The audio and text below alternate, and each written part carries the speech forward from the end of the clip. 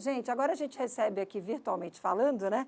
A Ana Cristina Torque. Ela é pediatra e a gente vai conversar com ela sobre intoxicação, sobre alergia alimentar em criança. Essa época do ano a gente tem que ficar muito atento, até porque as alergias alimentares são muito mais comuns do que a gente imagina. Não é isso, doutora Ana Cristina? Muito bom dia, obrigada por ter aceitado o nosso convite. Bom dia, Márcia. Maior prazer estar aqui com vocês no que a gente puder contribuir. É muito mais comum do que a gente imagina a alergia alimentar, principalmente em criança, né, doutora Ana? É muito mais comum. Um número para a gente se basear, hoje nós imaginamos que por volta de 6% das crianças são portadoras de alergias alimentares. E essas alergias elas podem vir de formas diferentes, né? E o diagnóstico ele tem que ser feito sempre por um profissional. Então, por isso que é importante que a gente tenha conhecimento disso e sempre procure um profissional para tentar esclarecer quais são essas dificuldades, porque os sintomas eles podem ser muito inespecíficos, mas então essa é a nossa dificuldade e às vezes até dos pais também reconhecerem isso, né? E essa alergia pode se manifestar ainda quando a criança é bebê, né? Isso. É, a partir do nascimento, o bebê pode ter algumas alergias alimentares, sim, a gente chama de alergias precoces, e as crianças maiores, elas também podem ter alergias que a gente chama de tardias, né? Hoje, muita coisa mudou, no sentido, por exemplo, de introdução alimentar das crianças, né? Vocês conversaram aí com a Amanda, com o Gael. Hoje em dia se faz introdução muito mais precoce de todos os alimentos para a gente ter essa janela imunológica, aproveitar esse espaço que a gente chama de janela imunológica, né? Para que as crianças sejam apresentadas a todos os tipos de alimentos, para que eles tenham menos processos alérgicos. Então, a gente começa isso aos 3 meses e a gente faz uma introdução precoce de todos os alimentos. Os bebês podem ter alergias em função de, principalmente, alergia à proteína do leite, né, que é bastante conhecida, e também tem vários sintomas que se confundem com essa alergia, então é um diagnóstico que não é fácil de se fazer. Então, a gente tem as alergias ao leite nos bebês que são menores de 6 meses, e depois a gente tem as alergias alimentares para os bebês que são apresentados para esses alimentos. E os sintomas, eles são muito inespecíficos. Então, né, como você perguntou, eu posso ter um excesso de cólica, eu posso ter um excesso de gases, eu posso ter dor, eu posso só não ter ganho de peso em bebês. Então, a gente tem uma gama de sintomas que podem ser digestivos, podem ser respiratórios e também podem ser dermatológicos, assim, naquelas alergias de pele. Então, são sintomas que você vê que são bem inespecíficos. E as crianças maiores, elas também podem ter esses mesmos sintomas, em geral, de forma não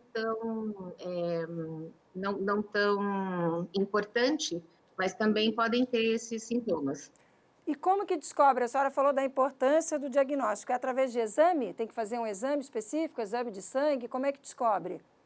Nem toda alergia se consegue fazer diagnóstico através de exames. Então, os processos alérgicos, eles seguem 2 caminhos diferentes. Em um dos caminhos, a gente consegue ter exames para rastrear essas alergias. No outro caminho, a gente ainda não tem exames suficientes para fazer esse diagnóstico laboratorial. Então, o diagnóstico muitas vezes é clínico, né? O acompanhamento é clínico. Então, a gente analisa a exposição, a gente vê o tipo de sintoma que as crianças têm, examina as crianças e aí, pelo histórico clínico, muitas vezes a gente infere essa alergia e vamos fazer uma coisa que chama-se teste terapêutico. Então, a gente vai acompanhando a exposição dessa criança, faz tudo de forma controlada e aí a gente faz esse diagnóstico. Mas também algumas são rastreáveis e detectáveis por exames, mas é a minoria, infelizmente é a minoria. E como é que a mãe lida com esse assunto com a criança? Vale a pena dizer para a criança, olha, você tem que cuidar com certos alimentos, você tem que perguntar para a mamãe se você pode consumir esse alimento? Como é que a criança, como é que mãe lida com isso com a criança? Uhum. Então, isso é um assunto bem interessante, assim. Os bebês, óbvio, eles são cuidados pelas mães, né? Mas a partir de um determinado momento, olha, bebê é uma criança de 0 a 2 anos, né? E a partir de 1 ano, a criança, em geral, já tem alguma autonomia, né? Até de buscar algum alimento na mão de alguém, enfim. Então, neste período, ele tem que ser muito cuidado pelos pais. Mas tem crianças que, a partir dos 2 anos, ainda mantêm esses quadros alérgicos. Uma boa parte das alergias, ela é curada até os 2 anos, mas a gente tem crianças que passam desse período, mantêm esses quadros alérgicos. Qual que é a principal segurança que a gente tem hoje? É a educação da criança. Então, assim, sim, a criança tem que ser educada para que ela entenda que aquilo é uma questão de risco para a saúde dela. Então, o maior trabalho que os pais têm, né, óbvio, tem que adequar a dieta da criança. A gente tem crianças alérgicas, por exemplo, a ovo, né, que é muito comum. Alérgicas a amendoim, que é uma coisa que tem em muitos produtos industrializados hoje. Essas alergias comuns, elas precisam que a própria criança entenda que ela não pode consumir um produto sem conversar com os pais. E essa é a segurança que os pais têm que dar para as crianças, né? Então, a gente tem pacientinhos assim, de 3, 4 anos, que tem esse entendimento. Então, eles pegam ali, alguém oferece alguma coisa, eles olham para o pai e para a mãe, posso comer? E ele tem que entender que ele, né, que isso é para o benefício dele. Em geral, as famílias conseguem muito fazer isso, né? Assim, o índice de sucesso em você não ter complicações alérgicas nesses pacientinhos que são educados para isso é muito grande.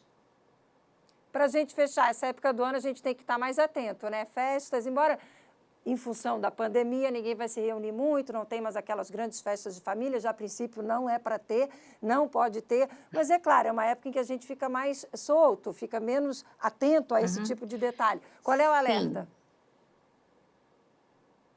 E acho que 2 coisas são importantes, Márcia. A primeira é assim, todo mundo que convive com a criança deve saber desse problema. Isso é o mais importante, né? Porque, assim, os adultos que estão no entorno, não só o pai e a mãe, eles são responsáveis por essa criança. Então, tio, da avó, babá, enfim, todo mundo tem que estar ciente da restrição. O que a gente orienta é assim, não tenham em casa aquilo que a criança não pode consumir. E se for sair de casa com essa criança por qualquer razão, leve aquilo que ela pode consumir de forma segura, né? Para a gente evitar qualquer tipo de complicação. Isso é o mais seguro. Conhecimento das pessoas do entorno e o cuidado de você sempre deixar à disposição da criança aquilo que ela sabe que é seguro que ela receba.